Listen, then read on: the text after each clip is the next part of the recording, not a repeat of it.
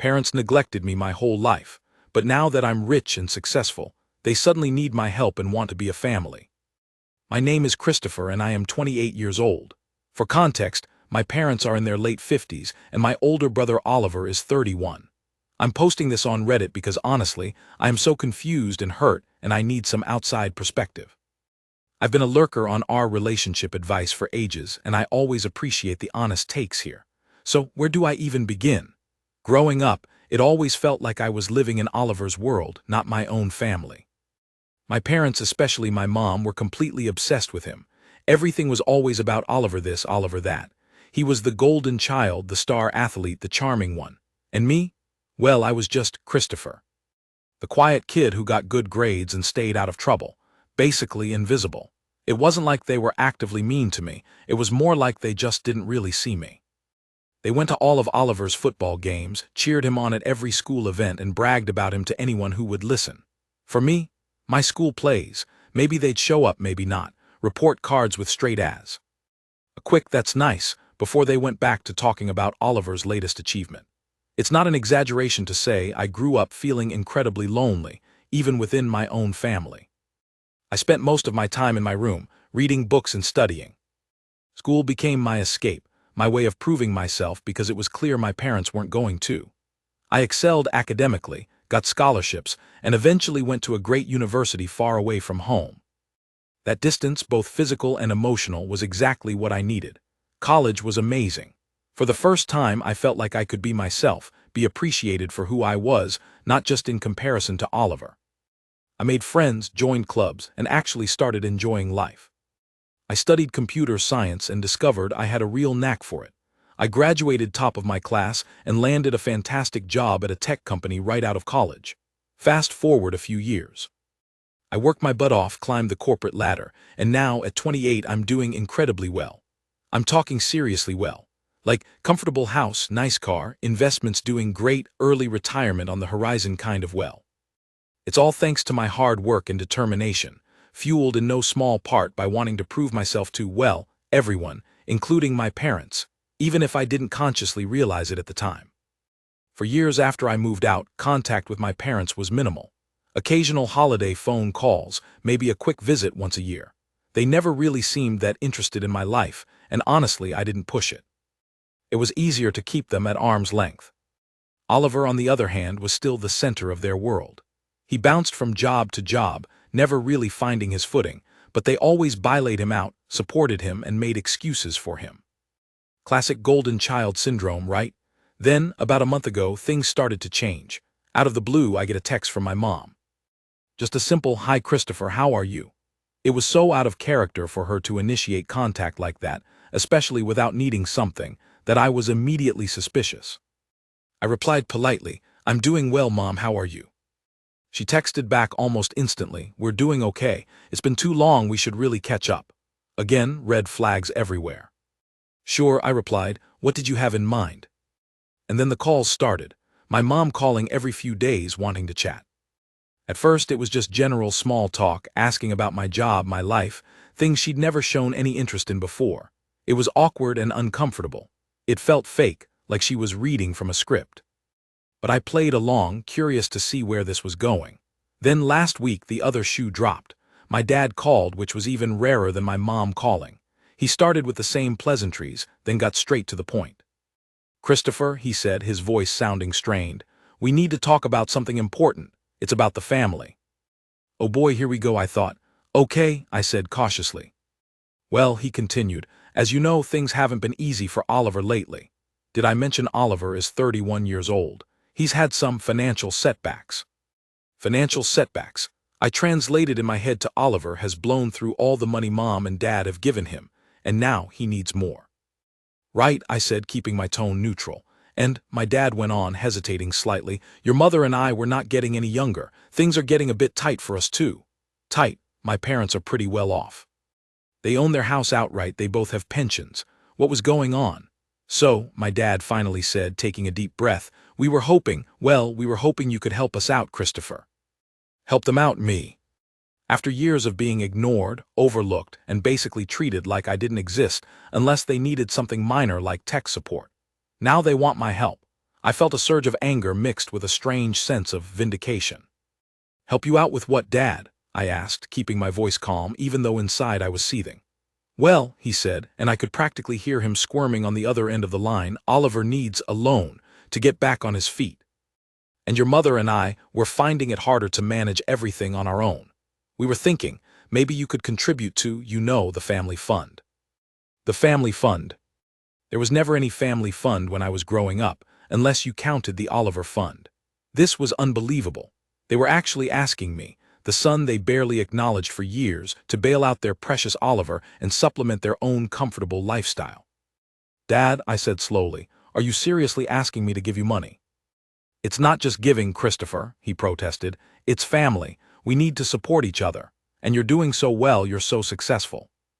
We're so proud of you, by the way. We always knew you were smart." Oh, now they're proud. Now that I have money. Where was this pride when I was winning academic awards and getting into a top university? Proud now, huh? I couldn't help but let a little sarcasm slip into my voice. He seemed to miss it completely, or maybe he just ignored it. "Exactly," he said, "and family helps family. We helped Oliver when he needed it, and now we need your help. It's just the right thing to do." The right thing to do.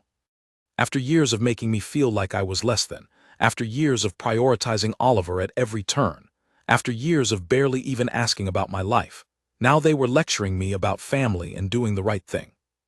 The hypocrisy was staggering. "Dad," I said, trying to keep my voice steady, "I need to think about this." Of course," he said quickly, "but don't take too long, Christopher. Oliver really needs this help, and well, so do we." He hung up shortly after that, leaving me speechless and fuming. I spent the next few days wrestling with this. Part of me, the angry, hurt part of me, wanted to tell them to go to hell, to tell them they made their bed, now they can lie in it. To remind them of all the years of neglect and favoritism and say, enjoy the consequences. But then there was another part of me, the part that still, deep down, longed for some kind of family connection, some kind of parental approval, even after all these years. It was a weak, pathetic part of me, I know, but it was there. And it was whispering, maybe this is a chance to finally be seen, to finally be valued, even if it's just for my money. Maybe if I help them, they'll finally appreciate me. I know, Reddit, it sounds ridiculous when I write it out like that, but that little voice was there, nagging at me. Was I being an asshole if I refused to help them? Was I obligated to help my family, even if they had never really acted like family to me? AITAH if I just said no. Update 1. Wow, I am honestly blown away by the response to my post. I didn't expect so many people to read it, let alone comment and offer advice. Thank you all so much for your support and for sharing your own experiences. It really helps to know I'm not alone in dealing with family issues like this. And thank you for the awards, I feel very appreciated. Reading through your comments, the overwhelming consensus seems to be NTA, not the asshole. And honestly, that's what my gut was telling me too. But it's so helpful to hear it from so many unbiased people. You guys have really validated my feelings of hurt and resentment, and helped me see things more clearly. A lot of you suggested I dig deeper into Oliver's financial setbacks, and my parents' supposed tight finances before making any decisions. That was excellent advice, so I did some digging, and what I found out, well, it just confirmed everything I suspected and made me even angrier. First, Oliver. His financial setbacks turned out to be gambling debts, big ones. Apparently, he's been racking up debt for years, and my parents have been secretly bailing him out every time. But this time, the amount is so large that even they can't cover it anymore. And who is Oliver's bookie threatening? You guessed it, Oliver's parents. Lovely. And my parents' tight finances. Turns out they're not tight at all. They're perfectly comfortable. But they've been using their savings to pay off Oliver's debts for years, and now their savings are depleted. So instead of Oliver facing the consequences of his own actions, they're turning to me to replenish their Oliver bailing out fund. It's absolutely infuriating. I also did some more digging, just out of curiosity, into what Oliver has been up to all these years. Remember how I said he bounced from job to job? Well, it's worse than that. He's never really held down a job for more than a few months. He's always relied on my parents to support him, and they've enabled him every step of the way. He's 31 years old and completely financially dependent on them. It's pathetic. To make matters even worse, I found out from a distant relative, who I happened to call for an unrelated reason, that my parents have been bragging to everyone about how successful I am and how I'm going to take care of the family now. They've been painting me as their golden ticket, their retirement plan, their solution to all their Oliver-related problems. They haven't even asked me yet, but they're already counting on my money and telling everyone about it. The audacity. I'm so angry right now, Reddit. I'm angry at Oliver for being a leech and a loser. I'm angry at my parents for enabling him and for treating me like an ATM. And I'm angry at myself for even considering helping them for a single second. After finding out all this, my weak, pathetic little voice has finally shut up. There is no chance, no possibility, no way in hell I am giving them a single penny. They want to play family now. Well, family is a two-way street, and they haven't held up their end of the bargain for the past 28 years. So what should I do now, Reddit? Do I confront them? Do I just ignore their calls? Do I send them a polite but firm email explaining why I won't be helping them? I'm leaning towards confrontation, just to let them know exactly how I feel and to call them out on their bullshit. But maybe that's just my anger talking. What do you think? What would you do? Update 2. Okay, Reddit, another update, and things have escalated quickly. Thanks again for all the advice on my last update, especially the suggestions to confront my parents directly. I decided you were right and a polite email just wouldn't cut it. They needed to hear it from me, face to face, or at least voice to voice. So yesterday I called my mom. I took a deep breath, steeled myself, and dialed her number. She answered on the second ring, sounding all cheerful and sweet. "Christopher, darling, how are you? We were just talking about you."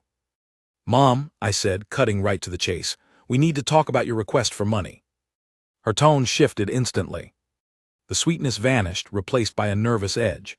"Oh, well, yes, dear. We just want to discuss it further, explain things properly." "Mom," I said, "I know about Oliver's gambling debts. I know you've been bailing him out for years. And I know you're not actually in financial trouble yourselves. So, let's stop pretending this is about anything other than Oliver's gambling addiction and your enabling behavior." There was silence on the other end of the line for a few seconds. Then my mom's voice, now cold and defensive, said, "How dare you talk to me like that?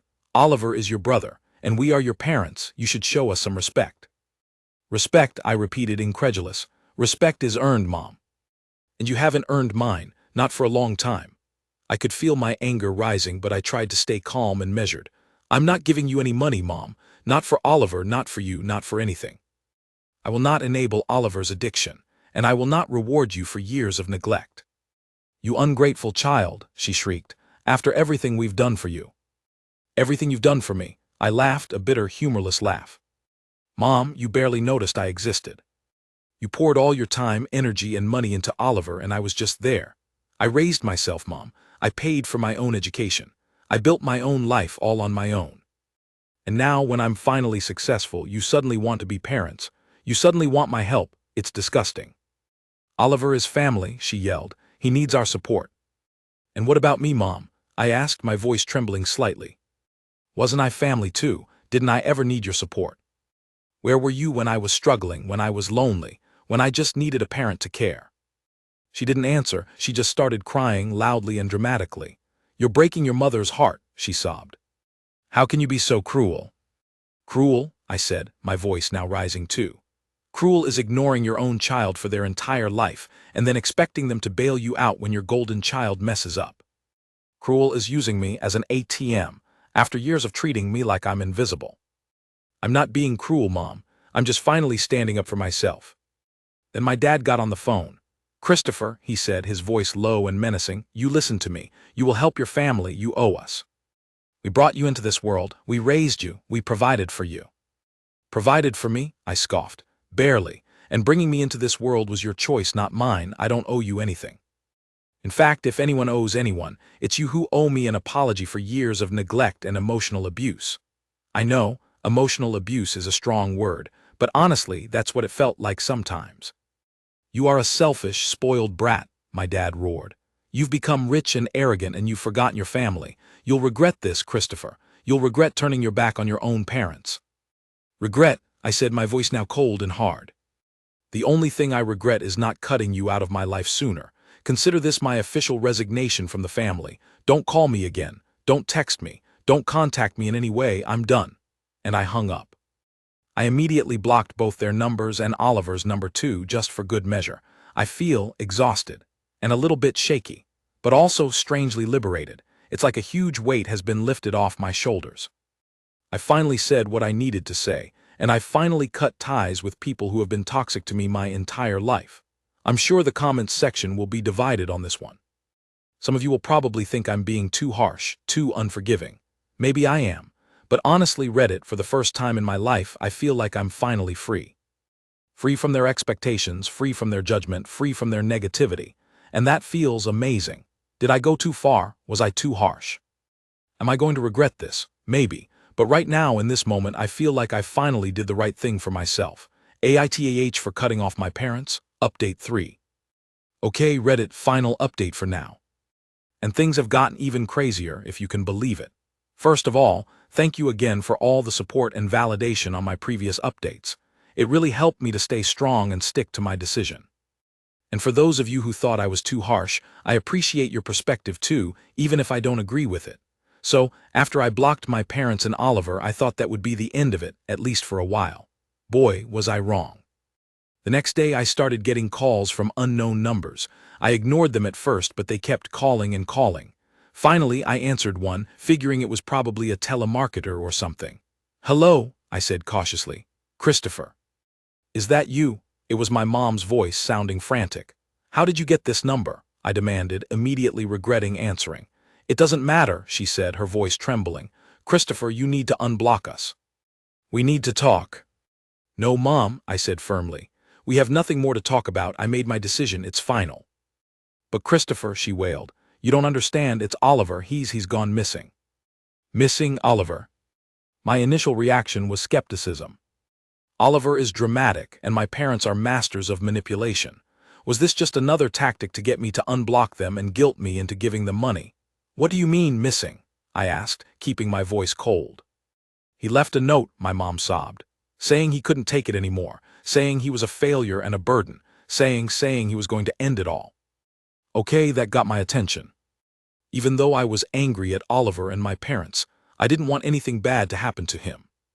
Suicide is not something to take lightly, even if it's coming from someone as unreliable as Oliver. "Have you called the police?" I asked, my voice softening slightly. Yes, we called them," my mom cried. "But they said they can't do anything until he's been missing for 24 hours. And that note, Christopher, I'm so scared. What if he does something stupid?" "Where was he last seen?" I asked, trying to get some concrete information. "At home," she said. "He was here last night. We had another argument about his debts, and then this morning he was gone. And the note," she started sobbing again, and I could barely understand her. I hung up the phone, feeling a mix of emotions. Skepticism, worry, anger, guilt. I still didn't fully trust my parents, but what if they were telling the truth? What if Oliver really was in danger? I couldn't just ignore it, could I? Against my better judgment, I decided to drive over to their house. I know, I said I was done with them, but I couldn't shake the feeling that I needed to check on things, just in case. When I got to their house, it was chaos. My parents were both a mess, crying and pacing. There were 2 police officers there talking to my dad. The atmosphere was heavy and tense. I walked in, and my mom immediately rushed over to me, grabbing my arms and sobbing into my chest. "Christopher, thank God you're here. You have to help us find him." I gently pulled away from her. "What's going on?" I asked, looking at the police officers. One of them, a young woman, stepped forward. "You must be Christopher," she said. "Your parents told us you might be able to help." "Help with what?" I asked, still feeling wary. "With Oliver," she said. "We need to get a better picture of his state of mind.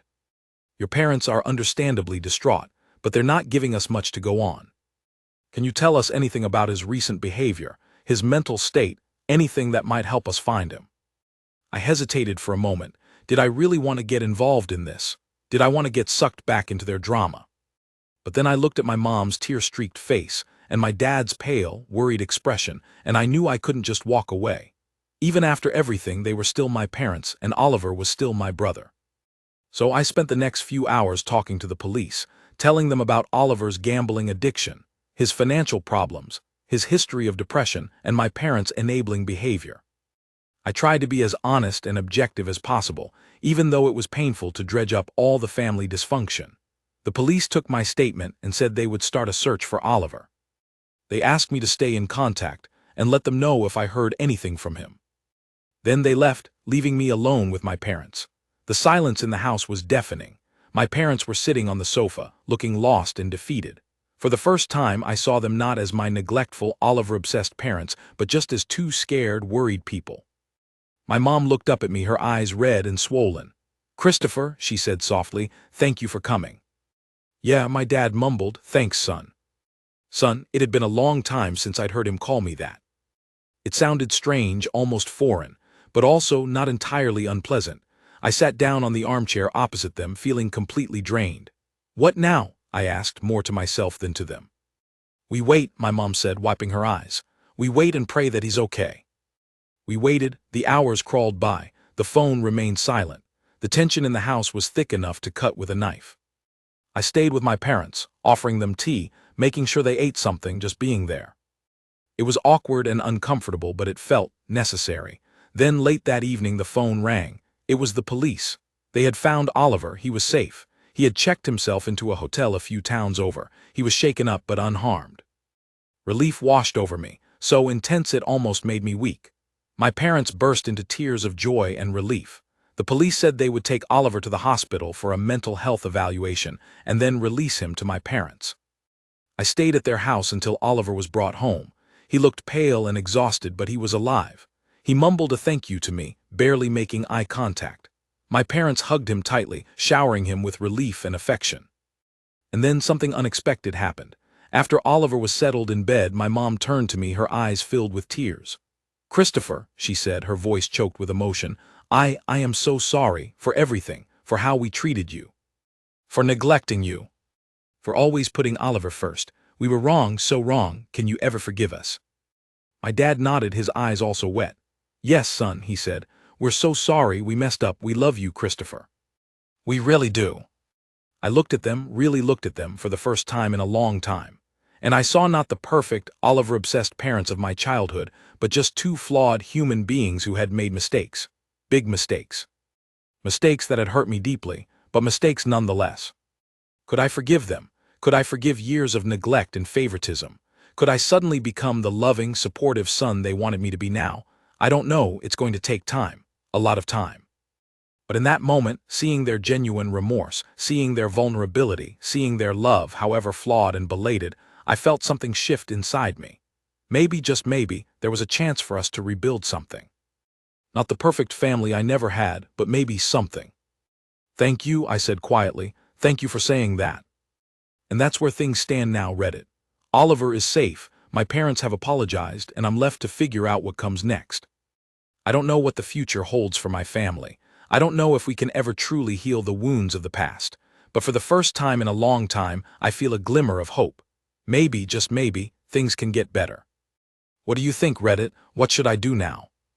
Am I crazy for even considering giving them a second chance? What would you do in my situation? Thank you for watching. If you haven't subscribed yet, please do so and hit the notification bell to stay updated with more shocking real-life stories happening around you.